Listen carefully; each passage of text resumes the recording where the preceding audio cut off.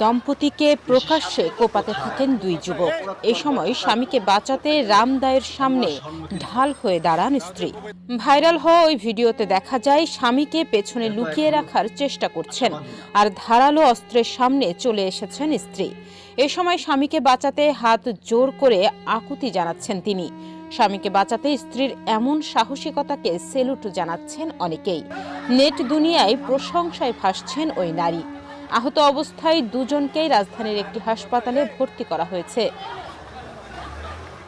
জানা গেছে, সোমবার রাতে উত্তরা ৭ নম্বর সেক্টরে এই হামলার ঘটনা ঘটে। এ ঘটনায় দুইজনকে আটক করেছে পুলিশ। আটককৃতদের মধ্যে রয়েছেন মোহাম্মদ মোবারক হোসেন ও রবি রায়। স্থানীয়রা জানায়, এই বখাটে কিশোর চক্রটির সদস্যরা উত্তরা সেক্টরের ভেতরে দ্রুত গতিতে মোটরসাইকেল চালাচ্ছিল।